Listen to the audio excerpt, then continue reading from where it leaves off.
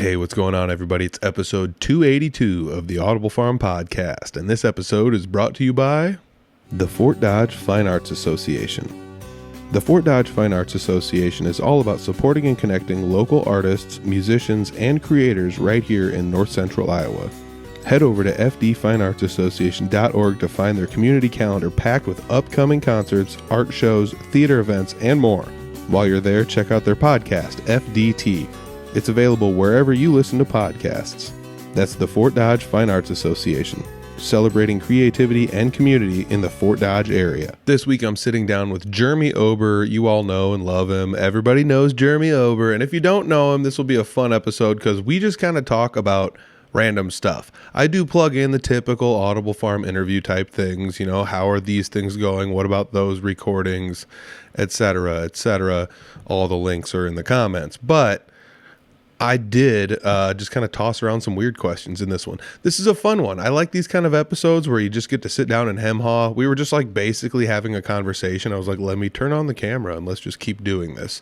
And that's what happened. And I like these kind of episodes too. These are fun because you kind of get to know how we act around one another when we're just kind of hanging out. And Jeremy's one of those fun guys. I hope you guys enjoy this episode. It's 282 with Jeremy Ober. It's the Audible Farm Podcast with your host, Peter Stockdale.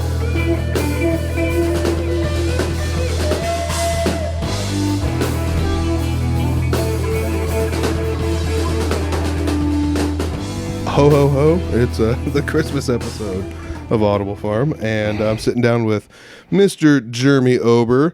And Jeremy, you have been on the podcast since we've relaunched it, but for those that have been wondering, you were on episode 12. You were like one of the first people I ever interviewed on the podcast, believe it or not. Right on. And that was a fun one if you want to go back and listen to that, because one of my favorite parts about that episode was like at some points, like I did not know how to interview people, if that makes sense.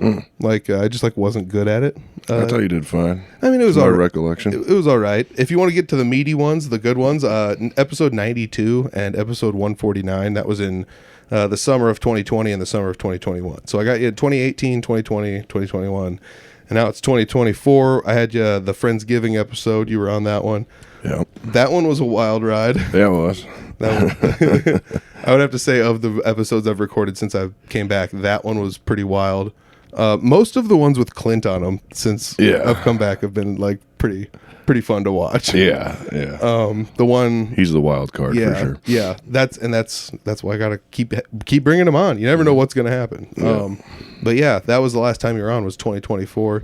And we're squeaking you in here. I think this is the last episode of 2025. Yeah, because it'll be New Year's next week. So freaking sweet. Awesome. So since it's been a while, and the Friendsgiving episode, I didn't really dive into too much. But what have you been up to lately? I mean, I'm assuming you're still doing guitar lessons, right? Yeah, I still teach guitar. I believe the last time we talked about this, I was probably teaching at McSweeny's School of Performing Arts. Okay. But just in case we weren't, that's where I teach. Okay. Here in Fort Dodge. Where's that at? Oh, it's kind of northeastern section of town, kind of a residential area. It used to be a church. Okay. All right. But yeah, it's a few people teach out of there. Dan Cassidy teaches out of there. Oh, nice. Some private lessons, and then they do voice lessons, kind of choir stuff for kids, and they got a nice space for recitals and stuff. So they always do like Christmas shows where they get all the kids together that sing and stuff. Oh, fun. And they put on shows, yeah. Dude, that is always one of my favorite things about those places that give lessons, is when they try to incorporate something like that into what they're doing. Like, oh, we're going to get all the people together and do a Christmas concert or like a performance or something. That's awesome. I mean, like, yeah, I don't know. Shows the kids the purpose of it all. Yeah. I think some of the funnest part about it is the lessons are usually like one-on-one. Like you give one kid a lesson, you give another kid a lesson. So you're giving 3 different kids lessons, and you're telling them all like, this is what we're gonna do. And then when it comes time to like do it, now they have to work together. My students don't actually do the recitals, so I mean, I'm just saying in theory. Yeah. The closest thing my students get is if I'd start bringing them out to jams and all that. Oh yeah. That's kind of their recitals. But that's also something you're doing is the jams still. Yeah. Yep. So lessons still McSweeney's. The jams, those are something that is like fired up again. And I don't think we've covered too much of that because obviously 2021 was the last time. But like, how do you feel with the jams getting fired back up again? I mean, it's been like what, a year and a half maybe since they kind of got re-fired up or whatever up at the Eagles. Yeah, we're having a blast. Good turnouts. Obviously, there's tons of players around, so sometimes it's so busy. It's hard to get everyone up on stage within the 4-hour window that you even have, you know. Yeah. So that's just a good problem to have.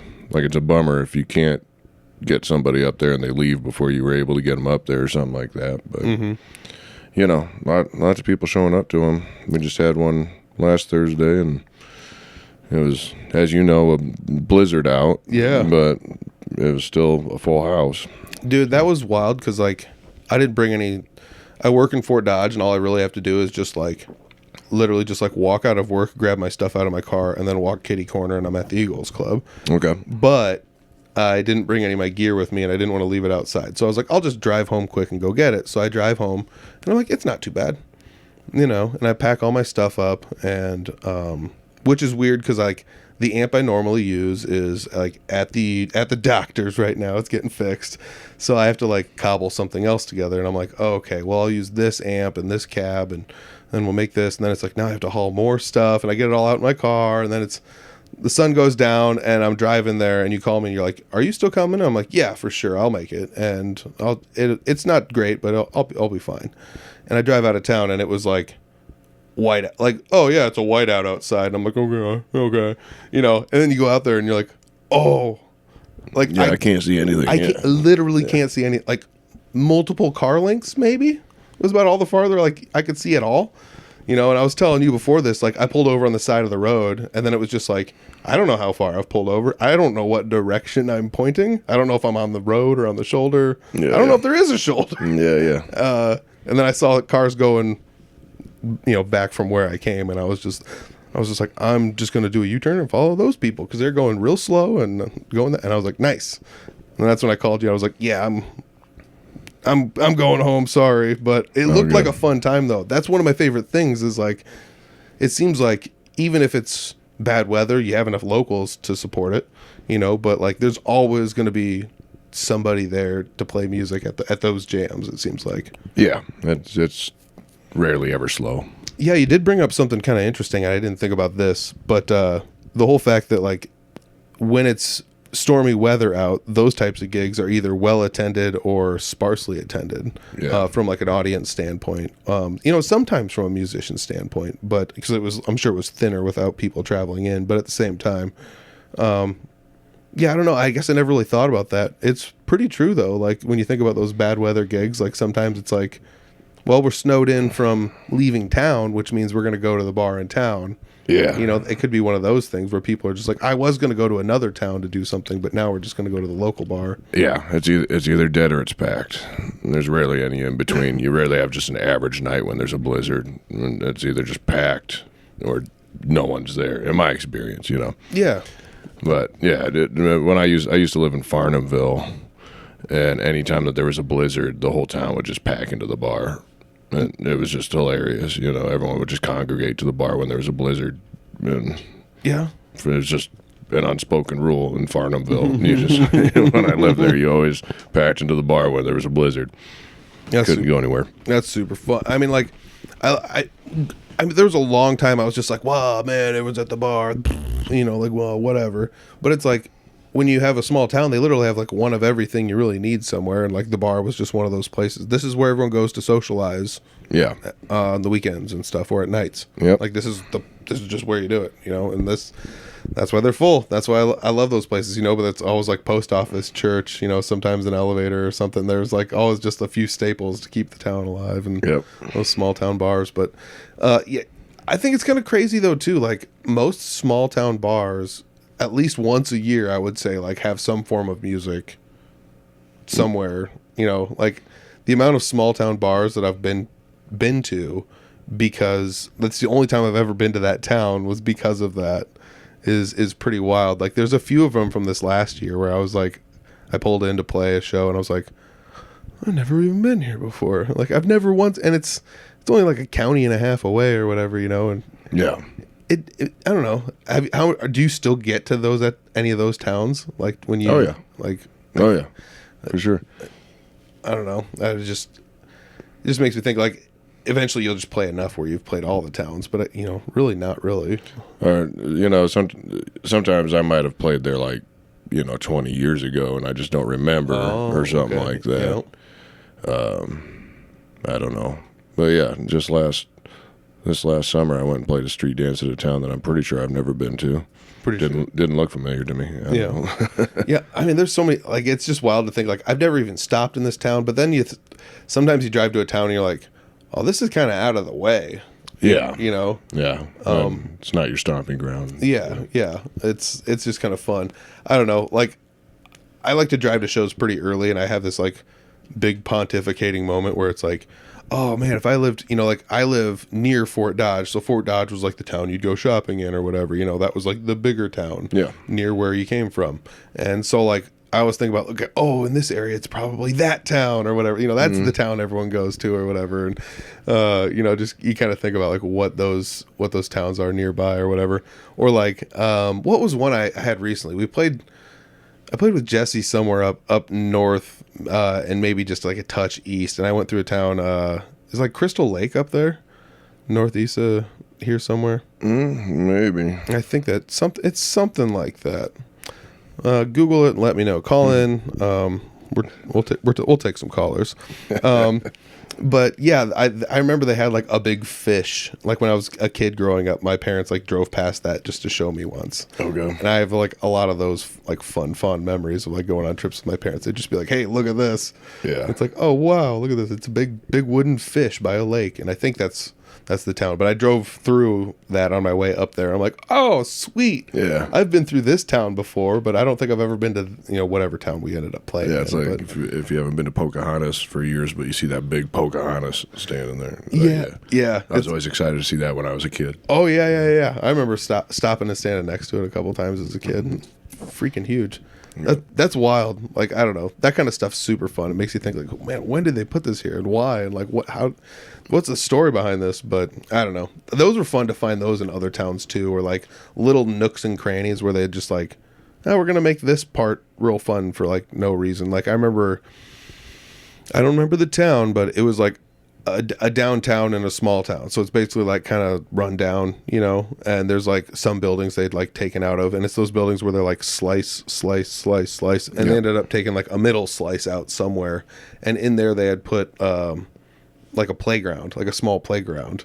And so it was like, there was still a downtown that you could like go to and stuff, but it's like, oh, this is fun. So like, this is like, you know, quaint because it's like, oh, the mom could in theory be like shopping here and her kid could be playing on the playground or like, yeah, what, except there's nowhere to shop. Yeah.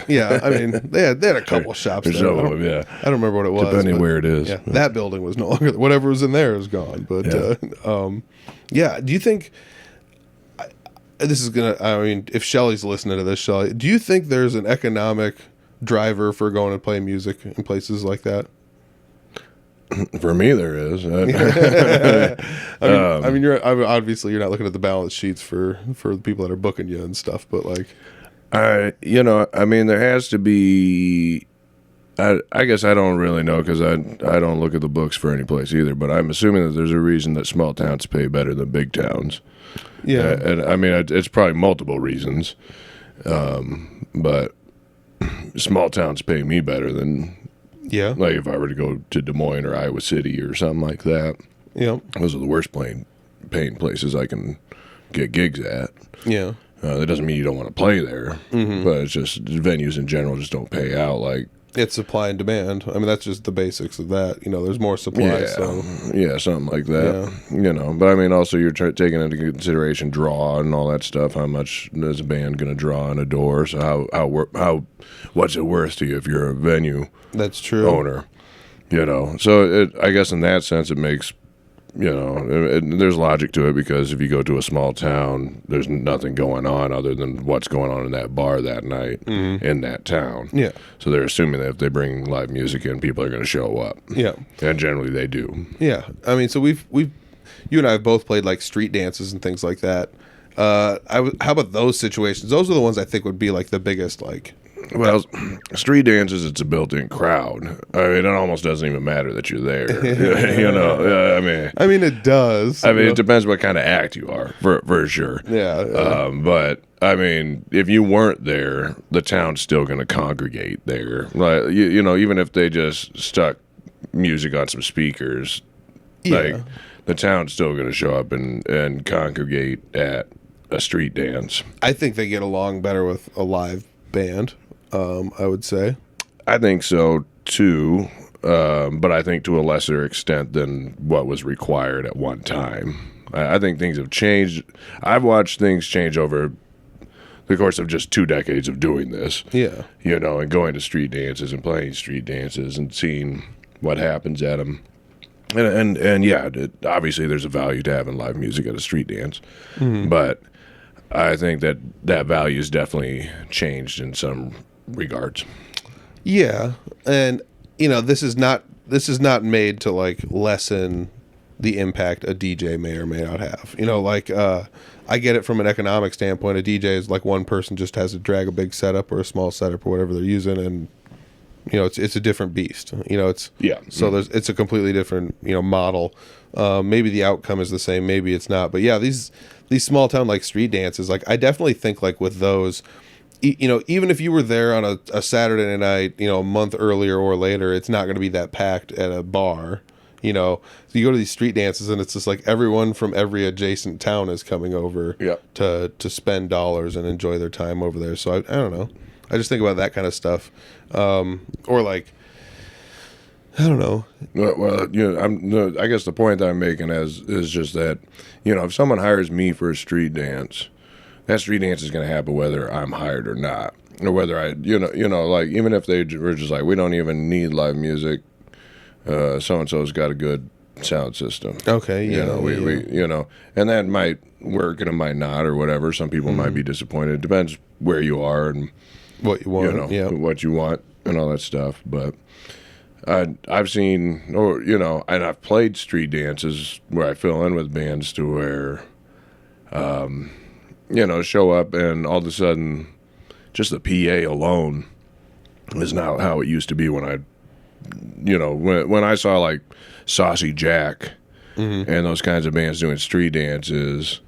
It was a big deal when I was a teenager. Like if they did the Gallery street dance where I lived, and going to see Saucy Jack because. Their sound system was gargantuan to me at the time.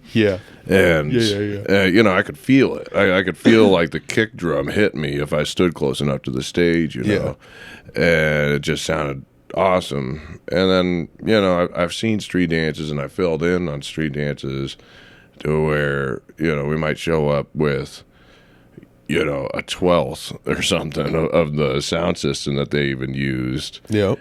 And set it up, and I'm like nervous about it. Like, oh man, this ain't gonna go over. This ain't gonna go over. Yeah. And then it does. Yeah. And it's like, oh, okay. Yep. Or maybe it's just my perception from when I was a teenager or whatever. But to me, the things, some of the things that fly in that regard wouldn't fly when I was a teenager. Like, I feel like the town would kind of want some of their money back or something like that. Yeah. But I don't know. No. Maybe I'm just I'm probably becoming a dinosaur in a lot of regards. So no. I get what you're saying. So like back in the day, like they did and I'm back in the day, but like 20 to 40 years ago, like the sound systems were just gargantuan. They had like big subs and big speakers and just stacks and stacks of them, and everybody had a full stack and everything was cranked up, and it's not like it was just like obliteratingly loud on purpose, and it's not like it was just everybody's trying to blow your eardrums out. That's just how big things were, and it's kind of how big things had to be to work efficiently and do the things they needed to do. Yeah, and that's a good point. I mean, some things to even sound good, some of the older gear you have to push hard for it to even get to optimal sound of what it's capable of doing. And thing, you know, and I'm not saying this from an aesthetic point of view, to where I showed up and saw a really impressive looking PA that was huge and all this stuff like that. Everything's smaller and lighter now, and better, frankly. Yeah, you know, but I'm just saying, like, what people bring, it doesn't equal what I saw, you know, back in the day. 100%. Not everybody. Some people have great sound, you know. Yeah, I mean, like, and that's just the sound system, though. Like, I've seen people blow me away with just a 12-inch PA speaker, and it's just like, oh, yeah, a good performance is a good performance. Yeah. And you know, but like, I've been to like street dances where it's just like, you know, 2 subs and 2 15s, and that's good. You know, 2 15s with some tweeters on them and whatever. You know, like 2 15s can do more than they've ever been able to do now. Yeah, you know, you used to have a much bigger, you know, bigger system altogether to even push that much sound out that 15 can push out. Yeah. So, but I've also played on, you know, those types of systems were what we're talking about, you know, where it's just like, oh, there's like 4 subs on each side and like 8 speakers and like a whole bunch of tweet. It's just like, oh, and this thing stacked up is like 14 foot tall, you know, like I've played on those systems before. It's fun to play on those, but like, I don't like that would just blow a town away on a street dance. Yeah, for sure. Yeah, right. You know. It depends what you're doing. It depends what band you are. It depends a lot. There's a lot of depends that are thrown into this, you know, scenario. But and that's kind of like, you know, actually going back into this podcast, like diving back into it. That's been my new thing. It's just like, it kind of just depends on what you want to get out of whatever you're doing. You know, like I've been trying to like give like, oh, here, that's a good tip, or like this is like what you should be doing in this situation. But at the same time, if you do what you want to do and it's working and you're happy with it, then I guess you're nailing it. You know, like who am I to be like, whoa, you know? And that's kind of like those Bose tower speakers. The first time I saw some people performing with those, I was just like, get out of town, you know. And then I saw a couple people perform with them in like a larger setting, and they like held their own, and I was like, okay, all right, I get it, you know, like that. Being humbled by gear is always one of my favorite things. You see somebody playing with a certain pedal or like maybe a certain amp or guitar or something, and you're just like, okay. And then they play and you're like, oh, okay, I get it. Yeah, as long as they're honest. Some people won't even admit it then. Yeah. Some people will scoff at an Epiphone written on a headstock. Oh, yeah. And whether it plays great or not, they're still going to scoff at it. Yeah. The guitar thing is just absolutely hilarious to me because, like, I mean, there's all of those guys. Like, every brand is those guys. You know, like, the people that get the obvious noise are, like, the Fender guys or the Gibson guys or the Marshall. You know, like, those are, like, whatever, the Boomer guys or whatever. Those are the arguments they always make, is those things. But, like, I mean, you could say the same thing about, like, oh, Jackson guys are probably a certain way. You know, like I remember seeing a thing the other day, and it was like, this is how I eat Kit Kats because I play Jackson guitars. And it was somebody that had like 4 or 5 unwrapped Kit Kats, and they were stacked, like staggered, and they like just took a bite out of the corner of this giant mound of Kit Kats. And it's like, it's not even like they're just anarchy biting the side of one of them. Like I was just like, what's going on here? But like, I don't know. I'm a PV guy, and those guys even have like a stigma to them, like to some degree. It's like you go online and people are just like, oh gosh, it's this guy, you know. It's like, yeah, I'm that guy, I guess. But yeah, well, I mean, it just comes down to if someone manufactures something well or something plays well, it doesn't matter. I mean, basically everyone's trying to emulate, you know, 3 basic guitars. I mean, you're either trying to emulate a Strat, a Telecaster, or a Les Paul. For the most part. Yeah. That's generally what any guitar is trying to accomplish is one or numerous things in those lines, you know, outside of like a semi-hollow guitar or something like that. But Yeah, I would still... Generally, those are the three guitars that everyone wants to sound like. Yeah. Roughly. And the semi-hollow is just an acoustic, but more electrified. Yeah. Like, no one's playing a Jackson on a record, and you're like, oh, man, that sounds like a Jackson. That's impossible to tell. No one could tell that, Oh, dude, it's a rosewood headstock on a maple neck. Yeah. Oh, my gosh. Yeah, dude, I love... And that's the thing. I don't know. Like, optically, yes, some things are more or less pleasing. Like, I fell into the PV stuff because it was, like, affordable at the time. But the thing was, and this is I'll just call myself out. The thing was, I was still, quote unquote, one of those guys because I was like, this was made in America. Because it was all made in America. And I was like, that's pretty cool. Yeah, well, and so I still fell into the trap. Whatever. I mean, you can call it a trap, but I mean, I would say probably over 50% of the time you're right to grab something that's made in America as opposed to made in China or Mexico. Yeah, and it's not that things good don't come out of China or Mexico when it comes to manufacturing, but they're really pumping it out in those countries. Yeah, if I made a tier list, I would put China up.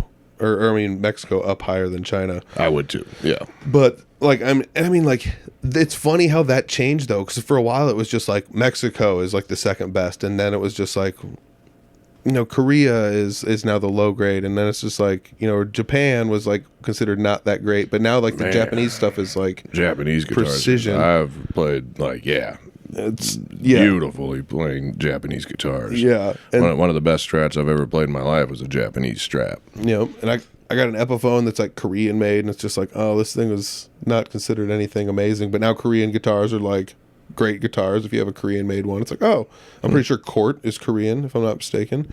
Maybe I have to look that up. I don't think it's Japanese. Might be Korean. I don't think it's Japanese. I'm not sure. Look that up. It might. I feel like it might be something like Indonesia or something like factory. that. So like that was another one, was Indonesia. Everyone was just like, oh gosh, now they're making them in Indonesian. And then I have a few Indonesian guitars that I've run across in my life that I was like, this thing's pretty freaking nice. And now they're good guitars. Like Epiphones are made in Indonesia now. Some of them. It's like, man, it's fine. I don't know. I think the country of origin is, through the years, has changed as to where like the quote unquote the cheapest ones come from. And I think it's just now it's always quote unquote China, whatever. But like, I'm sure it ebbs and flows with how the economy of the country that we're talking about is going at the time. And what factory it comes out of. I'm sure, like, to say like nobody in China knows how to make a good guitar is absolutely blasphemous. They're making crazy good guitars. Yeah. Like, just the ones that we run across are not the good ones, Everybody's good at everything everywhere, but, to different degrees. Yes. And it's to the market that, you're being, shown as well, or that you're into. Because, like, most of the time when we think of Chinese guitars, it's like the lowest end models off of, like, the most popular brands, or it's, like, absolute knockoff stuff. Where it's just like fake Gibsons. They call them Chibsons because they're like Chinese Gibson guitars. And like, there's forums and forums of people that are like buying these guitars and importing them because they like them, because you can get them to like crazy specs and stuff like that. But they take a lot of work to get them to work well, and they're not actually a Gibson, And I don't know. I see those and they upset me so much, but it's also like, I'm not wasting my energy getting mad at these people. No, I mean, it's a crime. It literally actually is. Yeah, it's a crime for sure, and they shouldn't be doing it. But no, I'm not going to go on some crusade against them either. I got better things to do than that. It is wild. Have you looked at some of the guitars that they'll like have custom made? Like, it's to the point where like I saw enough of this stuff where I was seeing like people had like special builders. They would like make sure that they would find this builder if they like went under a different company name or like whatever. They're like, it's still this person building the guitars, and they would seek these people out because you could get like raspberry grape burst on like a Les Paul, and it's like, what? And it's like you change whatever bindings you wanted and any hardwares and anything. It's and at that point it's just like, what, a boutique guitar, isn't it? It's so they're not even like mass producing it or something like that, are they? Yeah, but like, are we talking like a custom one-off thing? Yeah, and they're like $500. It's like they're affordable enough where it's like at that rate, it's just like I would just spend the $500 on something that's I know is going to be nice. Because this leads me into actually something I was going to ask you. On one of the first episodes, we talked about like this weird parody of like when you first start learning, you have to get like the hardest to play instruments into some capacity, and then it's not until you're good that you can actually get one that's easier to play, which is such an ironic thing. But do you think it's more accessible to get an easier to play instrument now than it was in 2018 when we last talked about this topic? Because that's been, it's not 10 years ago, but let's just say it's a long 7, or whatever. I mean, as far as like we're talking like starter level guitars, like price wise and all that jazz. So when I was growing up, it was just like you could get a guitar for like $200. It was fine. Like we're talking like Squire Affinity Stratocasters, like their lowest model of Squire. Yeah. But then like you could get like $400 or $500 Epiphone Les Pauls that were like super nice Epiphones. Yeah. And then like Gibsons were like anywhere from like $1,000 to $2,000. Right. Which, if you think about it, everything just doubled to some extent since then. So Gibsons are like $4,000, nice Epiphones are like $800-ish, and then cheap guitars are like $200-300-ish still.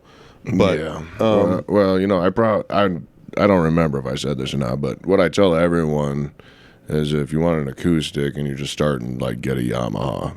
Oh yeah, like you can't go wrong with a Yamaha. Yeah, for sure. They don't do anything wrong. I've never played a bad one. I've never played a bad Yamaha anything. They've always worked. I remember like our school had a Yamaha bass amp for the bass guitar, and it's just like that thing has been there 40 years and still works. Yeah, I had Yamaha PA speakers I used for like 18 years or something like that. Just beat the shit out of them, and they just never stopped working. They'd gotten tipped over on stage by drunk people and just everything, man. And you just set it back up and it keeps working. It's like, oh, okay. I remember I was in a band called Cheap Drinks, and we were playing some New Year's Eve party, and there was some girl up in front of the stage with a pitcher of beer, and she lost her balance, but enough to not fall over, but enough to like just go halfway over and dump her entire pitcher of beer down one of Chris Carr's Yamaha like monitors. Oh no! And it kept working. Like it made it, and then he just like shook it out after the show and kept using it. And that's wild. And it's the same model of as the mains I had, just indestructible. That's super fun. Yeah, I want to say like acoustic wise, I remember playing a couple Yamahas and still being like, oh wow, these are still pretty nice guitars. I remember a bazillion years ago talking to Chris Carr, and like the Yamaha Pacifica was what he was like, I used to recommend these to people like way back in the day as like a starter instrument, because it was like the off brand of like the major brand, so it was a little bit cheaper, and it was like equally if not better quality than whatever their cheapest model was. And it's like, oh, I never would have thought of it that way, and so like they did have some pretty good electric guitars though. I remember like I think the guy from Triumph, oh my gosh, what is his name, whatever, that guy I'm pretty sure played a Yamaha guitar, if I'm not mistaken. There's crazy high-end Yamaha guitars. Yeah. They're hard to find. I've never seen one in person. I've never seen one either. I've only the closest I've seen was like one model down from their highest end. Okay. Which is like, I think it was like a 1,000 model. I think the 2,000s is like the high end stuff. But yeah. But to answer your question, I don't know if it's easier or not. Like I still have students that bring in beginner guitars that are very rough, and either have to tell them or tell their parents, like, hey, you need to, like, this is not doable. Can't. It's either damaged beyond repair, or it's a toy to begin with. It's not even like an actual guitar or something like that, But a lot of them, I can do a quick neck adjustment and they play just fine, So sometimes a neck adjustment is all anything needs. It's the most common thing a guitar needs is really just that. Yeah, honestly, yeah. The smallest adjustments can make all the biggest difference once you figure out like, oh, if I adjust the neck like this, and or is the saddle height high enough, and or intonation, those are the basics. And even if the other stuff isn't perfect, a neck adjustment goes a long way. That is true. It gets it to about as good as the guitar I learned on was, Yeah, true. That's true. It's so funny because I still play guitars that are like set up, and I'm like, these are set up nice. I like them, and then other people play them like, the action on this is so high, and it's like, oh. Well, okay. that's how Vino is. Vino, Alex Trevino, will play on the cheapest guitars. He'll just find these cheap guitars at guitar shops, and he's digging around, and he falls in love with something that's like $200. And like the second I pick it up, I'm like, man, I hate this. and he just loves it. So, each to their own, To each their own, yeah, that's true. I mean, that is something, because like I have played on guitars where like I'm always worried about like fret buzz. That's like something I always you got to try and fight. It seems on certain guitars when the action gets super low, if the neck's not straight enough, or the frets aren't level enough, or there's like divots places and whatever. So I always prefer a little bit of relief, but like I have played on guitars with like super low action where it's like, how did somebody set this up and it still plays perfectly all the way up the neck? And those are wild because like the notes just like fall out of the neck of those, with like the super. But like some of that to me is I actually want to feel like I'm like working a little bit to get some of the stuff out, if that makes any sense. It does, yeah. I use heavy strings for that reason. Okay, there you go. Yeah, it's something to grab onto, or something to like. I'm not worried that this is going to break or something, or like wrong notes aren't going to just magically happen out of this. Because, which they tend to. I mean, if you press too hard, all of a sudden the note's sharp, or getting a little too excited, overbend or something like that. Yeah, but that's like those are the blues stuff where like quarter bends where you're just like, oh yeah, this isn't even really a note. I mean, this is what we're doing. I don't know. Yeah, it's super fun to like these kind of conversations. I don't really have much of an agenda. I do have stuff written down. I mean, we're going to obviously like talk about, you did have some music release sometime between 2021 and now. Have you not? Yeah, we put out 3 singles. Our album's done and mastered. We got the masters done last week. And that's Brutal Republic, correct? Yeah. Okay. And so we're done with everything outside of actually like pressing them to vinyl or CDs and releasing them and all that stuff. So we just need the money to do that. But I have a feeling that we'll have the money like real quick. Pay the man. Book the man, pay the man. Did you release anything else before that? I feel like there's something else in there that I remember hearing some songs come out somewhere. Between now and the last time we talked? Yeah, basically since 2021.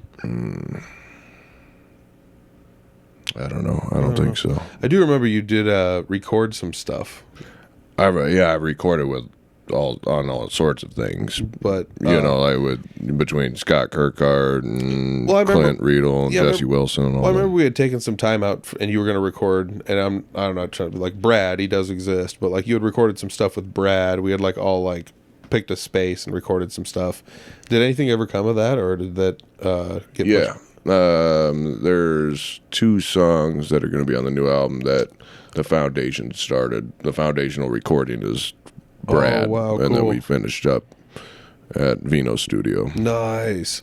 Oh, that's cool. That's super fun to have that like cohesiveness where it's just like I had this idea and let's finish it years later, Or is it like? Well, that's just how long it takes me to do anything. Do you think that's actually something that's like, I don't want to say like a weakness, or like I don't know what the right word to say to be like the good interview guy, but like, do you think that's something a lot of people struggle with? Because how many songs have you written that aren't recorded that you would just be like, if you had infinite time and money and resources? I mean, at this point, we might be getting to like 7 albums worth or something like that. And like, why don't you record those?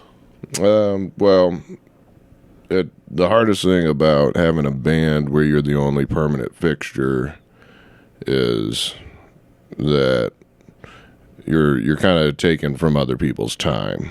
Okay.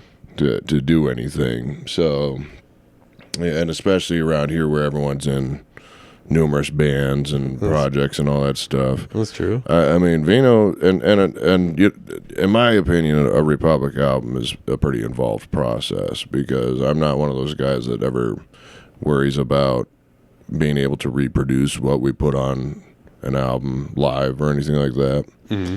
So I don't hesitate to, like, if I think something should have something like strings or anything like that, then I don't hesitate to do that. Okay. Which then takes more time, because then you got to find and book additional players to be on the album and all that stuff. So it's just by my, I don't know what you would call it. I guess just so I perfection, think, kind of minded, or just stubbornness or something like that. Yeah, you don't want to half-ass it. That's what I was thinking. Yeah, I just don't want to put out anything to where 3 years later I'm going to hear it and be like, man, I don't like that. That'd be a bummer. That's always a bummer. Yeah. Okay. I could understand that. But I'm looking to put out, a goddamn masterpiece anytime I release an album. Okay. Now whether it is or not. Okay. It is to the eyes of the beholder. But to my mind, it should be. You at least want to feel that way about it when it comes out. You don't want to. You don't want to just. And that makes sense. You don't want to go through all the work and the rigmarole to put something out and just be like, I guess it was okay. Like, we could have done better. It's like, and now if you want to redo it, you have to, like, go through all the work to do it all again. Right. Yeah. Yeah. And so, in a world to where I had a band that was, like, largely contractually obligated to a label or something like that, mm-hmm. all these albums probably would be recorded, I would hope, after 20 years. Yeah. But it's a very hard thing to find the time and to get people on the same page all the time when everyone's schedules are so hectic and that is the benefit and the downfall of this area. Is there's so many talented people, but so many of them are in so many different bands. Like, we're all in multiple projects here, there, like even still, like this last year, I still played with 3 different bands, and then I played at 4 or 5 different jam nights, throughout like the course of the year or whatever, so it's like I've been around and done a lot of stuff, and there's not a whole lot of wiggle room if I wanted to do something else, but it doesn't mean it's not possible. But I understand what you're saying about getting everyone dedicated to sit down and actually record something and take the time to do stuff. It takes a lot of time, because even just to get like one song out there, you just want everyone to just like, everyone come in and build on this song. And, like we have friends that do that, where it's just like, everyone get in on the song, and let's build this thing together. And then we'll have something that comes out in like a month or 2 or whatever. And it does take time just to get everyone in there one by one, drag all your stuff into a studio. I don't know, just take the time out. Oh, let's take a weekend off where we could be playing music instead. Yeah. I don't know. Weekends are impossible. And also my schedule roughly doesn't align up to anyone else's too. Yeah.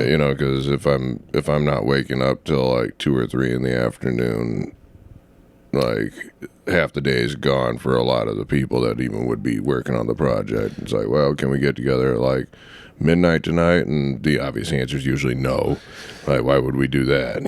Dude, because that's when I'm ready to go. Yeah. Well, I had that epiphany today where I was just like, man, like, Ober gives lessons, right? And then it's just like, well, you're not giving lessons at 10 in the morning because everyone's in school. Like, all the kids are in school. Like, there might be a couple here and there and stuff, throughout the day. But like, during the summer, I will. But most of the time, it's just, after school. So you're looking at everything from like, if they're in activities or not. Maybe like 3 o'clock till 7 or 8. So your day starts at 3.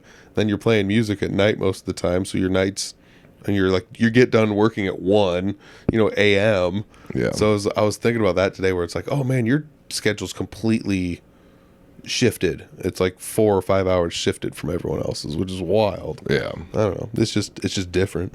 I don't And know. it just depends how reckless my sleep schedule is. Yeah. It's like crazy reckless right now. Yeah. It's like I'm going to bed at like 5 or 6. and so yeah, I get up, have coffee, and then go give lessons basically in the afternoon after school. That's It's wild. like my after coffee event is giving lessons after school. That's super fun. yeah. Oh, that would be wild to like just live a day, flip flop and live a day. Because I've never had a job where it's like 3 o'clock, let's go, and like I would just like look at the world completely differently. Yeah. Because you'd be like getting up and people are like getting off of work.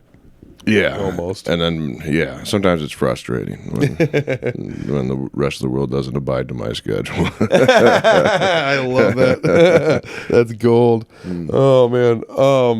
One of the things I had in here to talk about, which is like, I don't know. I've always looked up to you because you're like pretty level-headed about most things. Even when I ask you like outlandish stuff, because I think I'm just like, Jeremy will understand, and then you just always come back with something that's like philosophic, and I'm just like, oh. All right. I mean, it's not always like that, but it's like you always seem to be pretty level-headed. Do you think that playing music and like going out and kind of like using, you are your business. You give lessons. You're always interacting with young adults.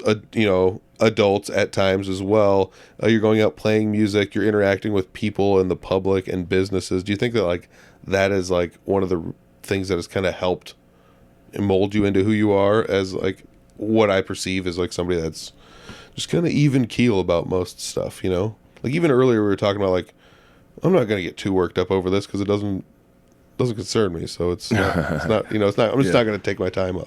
Well, yeah. Well, nothing. I can give testament to this just from like watching students kind of evolve into adults or watch them kind of grow up and all this stuff. And I mean, there's nothing that'll change you more than just having to be up in front of a room full of people staring at you for like 4 hours. So okay, this room's gonna be staring at me for 4 hours, and as an 18-year-old, that's like pretty daunting for a lot of 18-year-olds. Oh yeah. It's like anyone with like a public speaking phobia or something like that. And so like it would shape anybody. It changes anybody's kind of baseline concept of how they interact with people or talk, even how you talk to somebody. I don't know, like it probably, the easy answer would be like it probably builds up like an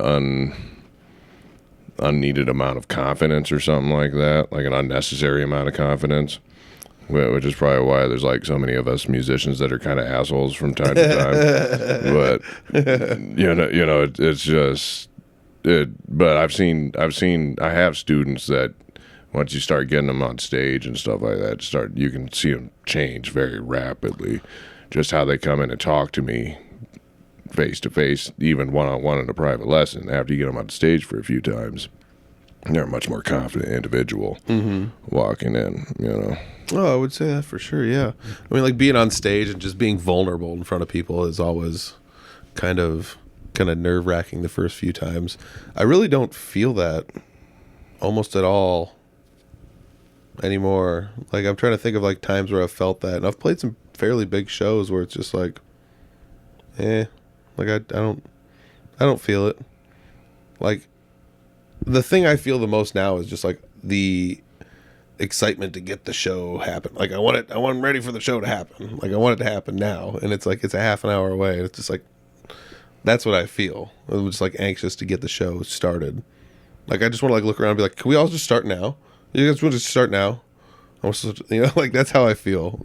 I'm never like or whatever, but I don't know. Public speaking is also kind of funny because like I've found myself doing a few public speaking engagements over the last year, which is kind of interesting. It's not really something I do a whole lot of. It's not the same as podcasting, I'll tell you that much. But if anybody wants any advice on public speaking, slow down. You almost cannot talk slow enough when you are public speaking. That's good advice. I don't think I've ever heard that before, but it makes sense because you tend to start to just try to get it over with or something like that. So you're starting to rush through your whole spiel and all that. Yeah, you think people need more information. The other thing was, if you use it correctly, the pause can be a very powerful tool. And it's like, oh, okay. So like, don't be scared of the pause because everyone thinks they need to plug in more information, and that's the compounding issue of talking fast and always just talking more. Just tell people basic stuff, and then ask somebody a question if it's a small crowd, and if it's a big crowd, then it doesn't matter. There's a bazillion people out there. Like, I don't know. Big crowds are weird because I always just see like the people in the front, and I'm like, these are the people. This is all the people that are here. Like, even when you play at bars sometime where it's like the whole bar is full, it's like, I mean, I can see that there's people back there, but I don't know. I can like see facial expressions on these people when they enjoy songs that are being played, and like, you know, back there I can see them waving and jumping and stuff, but like, I don't know. My eyes are usually closed, so it's all the same to me. I do have a fair amount of shots where like professional musicians will come, or professional photographers will come in somewhere randomly and take photos, and it's just like there's 10 photos of me and 8 of them my eyes are closed. You know, there's a lot of those, an absolute lot of those. So that was just like one thing. I don't know, I always like to just throw that around because you know, whether or not your opinion is one thing, but my opinion is that I've always kind of looked up to you for being pretty level-headed, because even at times where it's just like, you know, the gang's all hanging out and we're all talking nonsense, and you're just like, what are you talking about? It's just like, okay, here's a voice of reason's coming in here. Like, no, you just got to speak slowly to me so I can understand. One of the things that, and this is a nonsense topic, but this is fun because this is what I like talking about on some of these podcasts. How do you feel knowing that, and this is way left field, how do you feel knowing that reliving the war is coming to an end? So like, oh, horribly sad. Yeah. I'm not even caught up, but I'm not far behind. Okay. Yeah. So reliving the war, like, there were 2 wrestling companies in the 90s that it was WCW and WWF, which is now WWE. And they were like going head to head on the same exact night with wrestlers. Like, they would wrestle their own shows on their own stations, and they would try to do outlandish things to get ratings, and they were competing with one another. This is a very important topic to 11-year-old me. Yes. This was my life, was professional wrestling. This is a very big deal. Yeah. And this is something funny that came out of the COVID era, actually. So you had showed me this show. It was called Reliving the War, and you were like, you got to check it out. He goes week by week and talks about like what's happened, recaps it. It's a fun little recap show. And the guy, you start to fall in love with his antics and the way he narrates things, and the people he starts to make fun of, and the people he starts to attach himself to. The people that bother him. Yeah. And it's just like, to some extent, I like agreed with a lot of what he's saying, and the ones I don't, I'm just like, I don't know why this guy bothers him so much, but whatever. Like, but it's really kind of a fun show, and he's covering basically, like, let's say 1993, I think is the year. 93, 94, 95. When was the first Raw? 92? Oh no, it would have been more like 95 or 96. I don't think 96. No way. So we'll meet in the middle. We'll say it's 94, 95 somewhere. First Raw. 94, really? Was it that early? I don't know. I don't know. We'll say, okay, 95, whatever it is. But it's like 7 years, I think 6 or 7. So yeah, it's probably 95-ish. Anyways, every year he's going week by week, and we're getting to the end of it basically. And he started somewhere in 2020, and we're getting down to like the last 3, 4, 5 months or whatever it is. Yeah. And so there's only a few months left of this show, and this is a show that you had shown me, and it's one of those weird things where it's like when people show you stuff, or they're like, you should watch this, and I'm just like, okay, whatever. And then you watch a couple, and then you're like, okay, now I watch this. I've actually, that is the YouTube series as far as I'm concerned. There's like no other series on YouTube that I would go through. I'm like, this one is dedicated, it's unique, it's not like a podcast show, it's a show. It's a lot of work has gone into it, and it's, I don't know, it's Yeah, this guy's got put a lot of hours into this. He's probably gonna breathe a sigh of relief when it's done. Oh, I hope so. You know, I can't believe he's like still doing it. You know, but like, I don't know. As we're getting close, I've noticed he's like plugged in a lot of the B shows lately. Like you're probably not quite caught up. No, I'm starting to see that. But he's like, oh, there's a SmackDown here and a Thunder there and a whatever. He's getting more stuff out there before it's done. Yeah, he's juicing a few more in there. But yeah, that's sad. Have you ever watched any of his other videos that he has? Where it's just like maybe a couple, not many. No. Yeah, some of the other ones are fun. He's one of the better breakdown shows, but like he doesn't have the attitude and the funniness that he does in like Reliving the War series. So if you like pro wrestling, I would like ridiculously suggest watching that if you want to watch some like recap stuff. But yeah, I just did want to mention that because it's not like it's ending super soon, but it is coming up. Like before we know it, it'll be over. But it's still there. It's still there. You can always watch it. Still watch it. Yeah. There might be small pockets of shows missing, or like they might be slightly out of order on his playlist that he has on his channel because of like copyright removals. Yeah, some of them got removed, some of them got re-uploaded, and then some of them whatever. But you know, he's that also like to make that show. It's like, okay, for fair use, I can't have more than this many seconds of something, or this much of the pure audio. I have to like narrate it myself, or like a photo has to have credit given on the. There's so much extra work that goes into all that. I think the big thing to beat the censors or whatever is to use video clips or images that aren't widely used. So it's like you generally know what's going on, but there might be like some iconic photo or actual clip of it, and just use the thing that happens just before or after that or something that, you know. So it's like people know what happened or what's going on. Or he'll use slightly awkward pictures sometimes. One that I've noticed is the camera flash picture. If there's like a big move, there's like an obvious camera flash of the move when it's like iconically happening, and it'll take the freeze frame of the video when the flash is on, and everything's just whitewashed. Yeah, and so I've noticed a few of those. Like he'll use those. From there's little tricks I've picked up on. Yeah, one of my favorite things is like presenting a lot of it still in the original aspect ratio.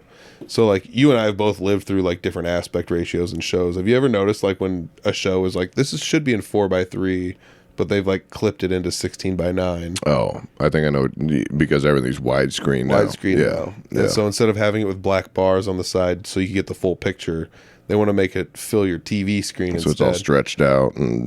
So there's one, it could stretch it out, or what they do is they just cut the top and bottom off the frame and take the middle chunk, or like cut the bottom third off-ish and then just use where the heads are at.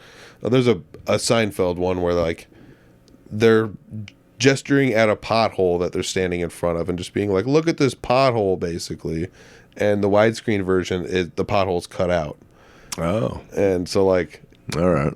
I've never noticed anything like that before. Yeah, they're like literally gesturing. But yeah, so like in wrestling, he's left a lot of it in the original aspect ratio. So I think that's pretty fun.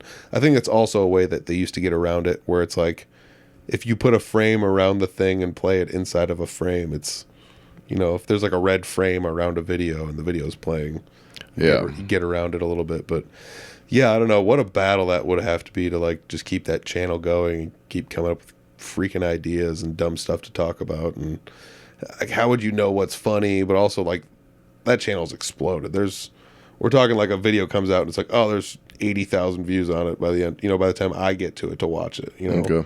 It's crazy to think about that. But yeah, it's pro wrestling for sure. Another thing, what's the deal with you playing with guitar pedals lately? I've seen you with a guitar pedal and yeah. Well, I just have an overdrive pedal. That's all I use.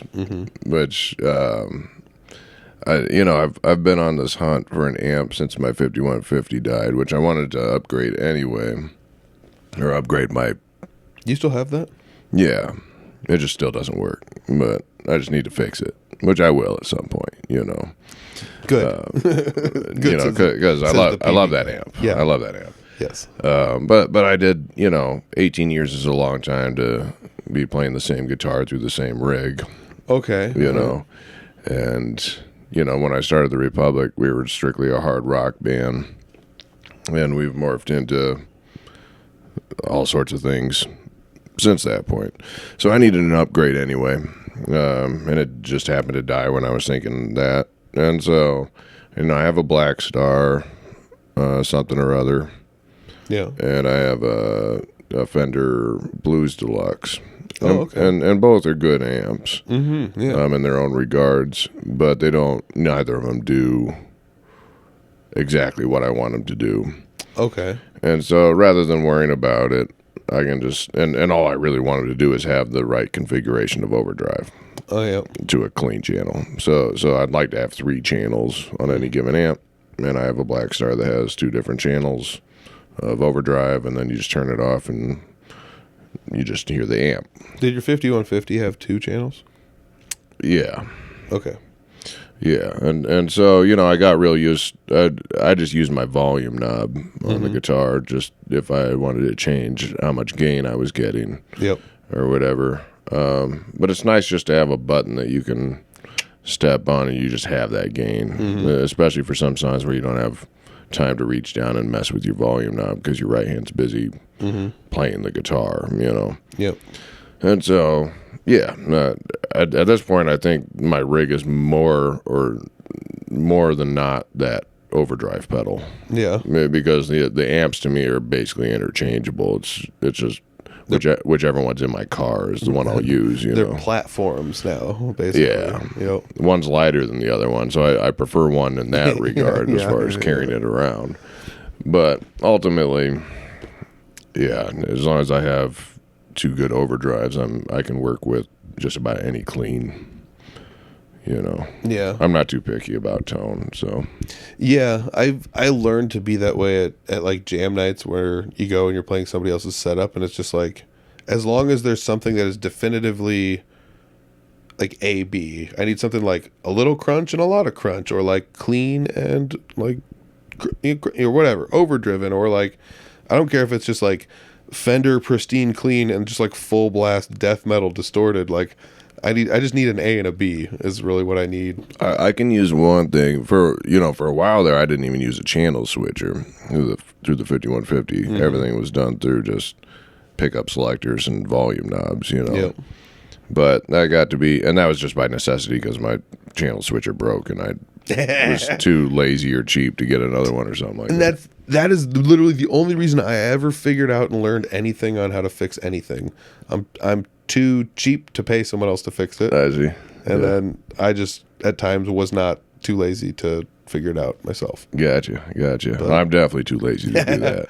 I feel like anyone could do it. Oh, for sure. I feel like I could do it, but I just don't take the time to do it. I love it. I don't take the time to do it. I love the confidence, though. But, yeah, in the grand scheme of things, I could just deal with one channel, but the high end of that channel, like I'm what they call a gain whore. So I just like a lot of gain, not necessarily because I'm gonna use it, but I like knowing that it's there. It's there if I want to use it. I might never reach that peak on any given night. But I just, if I only have one channel, I want it to do roughly anything that I could ever want it to do. Bingo. I feel the same way. Yeah. I mean, that's what I do like most of the time when I play with I play a PV Classic 30, and most of the stuff I'm playing, there's not a lot of distortion that's ever really needed, so I don't ever like use it. So if I just utilize it as a one channel without switching, I usually just give myself as much overdrive as I'm ever going to need at any given point for the night, and then just do what you do and volume knob it. And that was something that it's so dumb, but like we had talked about this once, and I'm like, oh, that's an interesting practice, and it's people do it. It's not like you're the one who invented it, but it's just you were the one that like I had seen doing it a lot, and I was like, oh, because I mean other people do it as well, but I think with going from like full blast distortion down to something that's clean almost with just volume knobs and pickup selectors is like really intriguing when you're like watching how somebody plays. And so I started doing it. Now that's something that I incorporate quite a bit, in my playing, I would say, especially when I go to jam nights and it's just like one channel, I'll figure the rest out with the knobs right here, Yeah, sure. I don't know. Just kind of fun stuff. It's valuable to know at the very least, because then you're not going to find yourself in some, I don't know, well, like a jam scenario or just a scenario where you're playing on someone else's rig to where all of a sudden you find yourself just drowning. Yeah. You know, because it's like, oh man, I can't deal with one channel, which I used to be that way. You know, when I'd play on like Chris Carr's rig, or you know, Shadrick Smith used to run a jam, so I'd go up there and jump on whatever country guy's rig. You know, as someone who's like used to playing Metallica and Pantera and Ozzy and all that stuff, and all of a sudden there's no gain, and they're like, take a lead. It's like, how do I take a lead with this? Yeah. You know, to me it was just, I couldn't even fathom it. You know, and I'd sit there and strangle the guitar because it wasn't making the noise I wanted it to make. And then when you're strangling a guitar, your fingers don't work very good when you're sitting there death gripping it. So then you're just playing bad. Yeah. And then they're just like, yeah, he's just a kid. And you're playing bad on a clean amp where there's nowhere to hide. Yeah. Everything comes out perfectly on a clean amp. Exactly. And then you just look like a dumb kid, which I was. So that's what I should have looked like. But, you know. But I think that's something everyone has to learn. It's so funny to like grow up and go through the same phases everyone else does. It's just like you get older and you use less gain, and then you have combo amps, and then you get lighter gear. It's just like, no, you don't. And then it's just, I kind of start to find myself do that where I don't really ever need, you know, my PV Triple X really anymore. It's nice to have. I don't really need to drag it out and it's pretty over the top and right? melt people's faces off with like literally more distortion than anyone would ever need. Well, yeah, it's funny because I just bought my first Telecaster, and I showed up to a Lone Tree show with this Telecaster and, you know, this Fender. Is it the Steve Gibson one? Yeah. Yep. Yeah, and I show up with that and this Tweed, you know, that Fender Blues Deluxe. And I don't remember this conversation, so I don't know if this conversation happened or not. But Sean was in cheap drinks with me, and he's like, you know, back when you were like 21 years old playing in that band, like Chris always said that someday you'd be playing a Telecaster through a Tweed amp, and you always said you would never. And here you are. And I was like, I don't remember that conversation. But maybe it happened. I don't know. I have no idea if it happened or not. But according to Sean, it did. That's funny. That's like, I play a 3-finger Betty sometimes. And like for a while when I would play like the bass, I would run through like a weird rig where I would go through bass and a rhythm guitar setup at the same time. And my rhythm setup is a Tweed amp. And then my bass comes in a Tweed case. So like I would like walk in with a bunch of Tweed stuff. People would be like looking at you going into a punk rock show, and it's just like, no, it's gonna rock, I swear, you know. the Tweed's so funny. I don't know. Oh. Maybe I don't know. It makes me just want to get like a Tweed outfit to match it. I don't know. All right, so we got about an hour in here. I only have one other question on here that's super fun. What's the best Christmas present you ever got? Since it is Christmas. I got a pretty easy one for me is a guitar. My parents, I picked up literally like a closet guitar from somebody that's like a bazillion years old with a no name on the top, and figured out how to play well enough. Now my mom bought me a guitar for Christmas. Okay, man, so that's an easy one. I was thinking basketball hoop, but I'm pretty sure that was a birthday gift, because that would be the other one. I played basketball with a bucket and a piece of wood that was nailed to a post. So that's pretty hardcore. Until my parents were like, "We'll get him a basketball hoop." So I don't know. People always give me clothes or something. Like I don't think I'm wearing a single article of clothing that I've ever bought for myself. So it's probably like a new pair of shoes or something like that. Okay. But because you can never, a new pair of shoes is a new pair of shoes, you know. That's a good gift. Yes, if they fit. If they fit. Yes.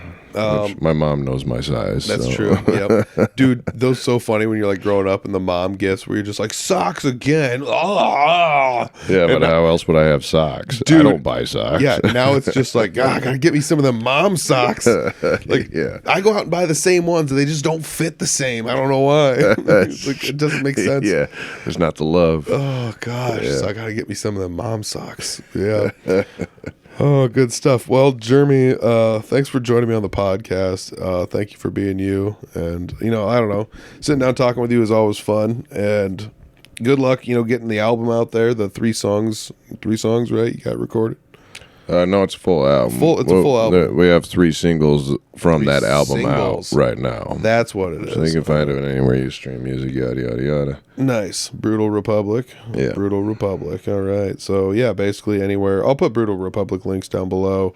You're still with Lone Tree Revival, correct? Yep. And what other projects are you with right now? Anything else? The 515 Big Band. Oh, yes. You can also be seen playing, randomly an assortment of other community type events. I've seen you playing in the pit of places and things like that here and there. Yeah. Randomly. And if a comedian needs a guitar player in their pit, and I'm generally the guy, yeah. Nice. That's fun stuff. So, yeah, I think that's one of my other favorite things about you. You're not afraid to just be like, yeah, I'll do that too. Why not? Like, I don't know. Yeah, the pit gigs are the toughest ones. Oh, absolutely. Those are the ones that keep me on my feet. Yeah. Do you have Vino there with you sometimes, though? No. Never played a pit with Vino. Oh, wow. They're probably on purpose. Everyone's just like, no, keep them out of the same room. Yeah, probably. That's probably about the gist of it. But yeah, there's something about playing a musical when you have to wait for a vocal cue and you're just staring at Dan, who's conducting, Dan Cassidy, and you're just waiting for his hand to drop because you know that there's about to be something crazy that's about to happen for the next scene. And it's insanely, it's very just nerve-wracking. Yeah. It's very intimidating to walk into some of those situations sometimes. It's like reactionary playing almost, which is, I don't know, a different muscle. Plus sheet music playing, different muscle. There's charts, which I'm not great at reading anyway. I can't read music, but I can read chord charts. Yeah. So, dude, yeah. Read music. It baffles people. Like I got a trumpet out the other day because I played trumpet growing up, and I could still honk my way through songs. I still knew how to read the music, and I know what the notes were, and I knew how to play them, and it still came out. It wasn't great sounding, but it still came out, and I'm like, oh, I guess I can still do this to some degree, which is you just gotta hone it, right? Hone it again. Guitar? No, I can't do it. Like I taught bass lessons, like sheet music bass lessons, and I had to put like hours of work into it just to give a half an hour lesson. That's wild.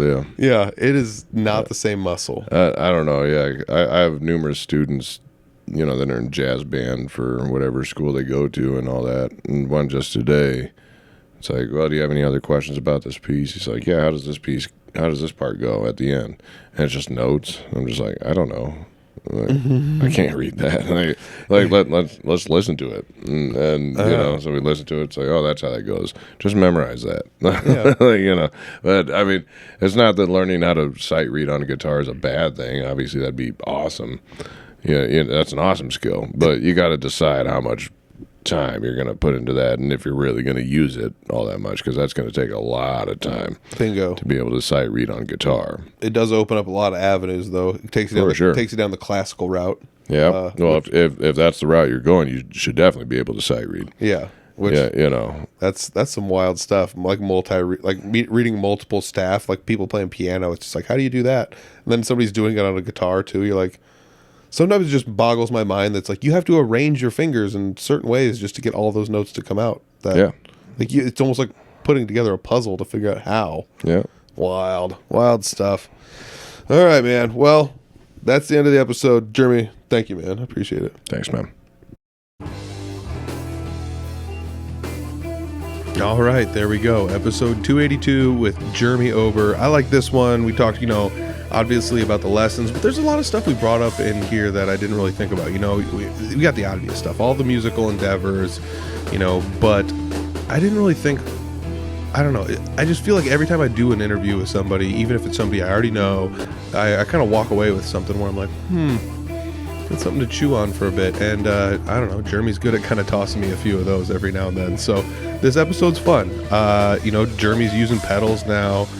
We talked a little bit about pro wrestling, go to the jams, the crazy weather at the last jam, Jeremy's favorite Christmas gift, just all sorts of good, typical, great stuff. So if you guys want to look at anything Jeremy Ober's involved in, check out the links down below. And thank you to Jeremy Ober for taking time out of his day. Thank you to the Fort Dodge Fine Arts Association. And thank you very much to everybody that listened. audiblefarm.com for basically anything you need. If you made it this far, Merry Christmas, everybody. I'll see you next week. audiblefarm.com. Peace.